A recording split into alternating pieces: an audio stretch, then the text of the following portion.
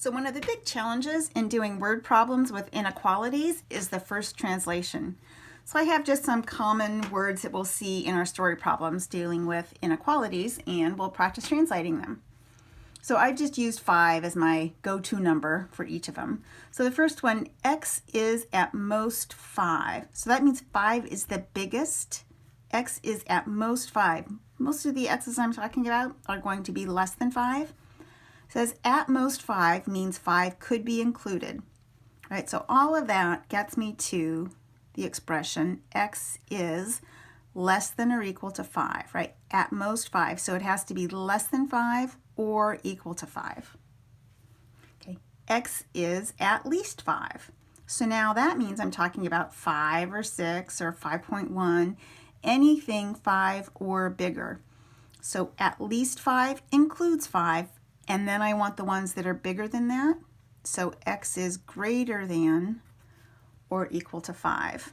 Before I get any farther, you can always check by picking a number. So cover these guys up. So we'll just do the second one. Cover that up. So I'm looking for an x that is at least 5. Pick a number like 6.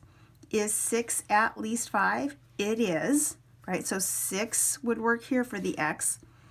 Does 6 make this a true statement? Is 6 greater than or equal to 5? It is. So you can pick a value for x in both cases and make sure it works both times. Okay, x is greater than 5, so that's right, pretty obvious. We just write the greater than symbol. X is less than 5. So x is less than 5. One more thing before I go too far.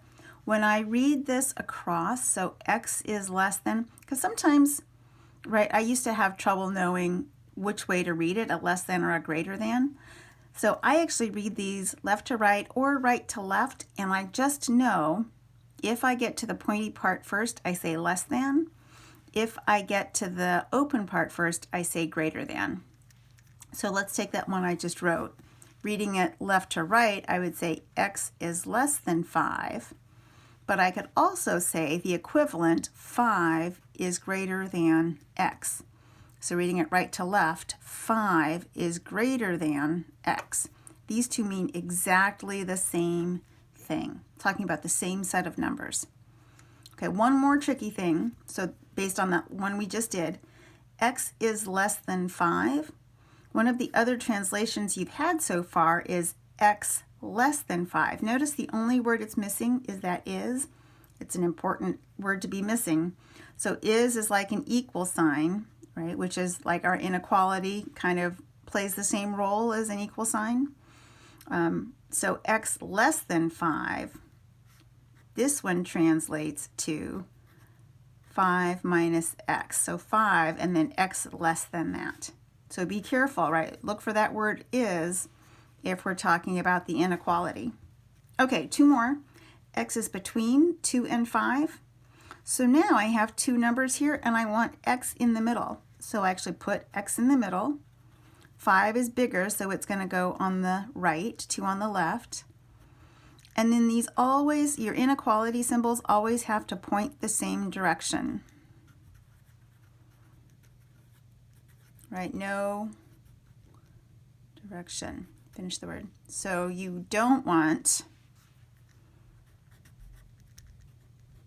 right, opposing in either order, right? These are not good things, so both in the same direction. Okay, last two, x cannot exceed 5. That means it has to stay below 5 or equal to 5. So this is just another way to say the x's that are less than or equal to 5. And then the last one, x is no less than 5. Right, so it has to be, it's not less than 5.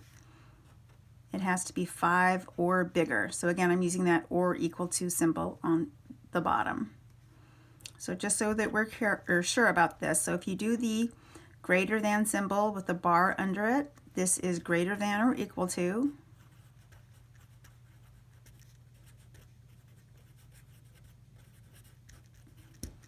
Meaning, right, you can have all the numbers bigger than or equal to the number to be in this solution set. Versus without the bar under it, this is greater than. It has to be bigger than whatever number it is you're looking at. And then the same thing if you're going the other direction with the less than.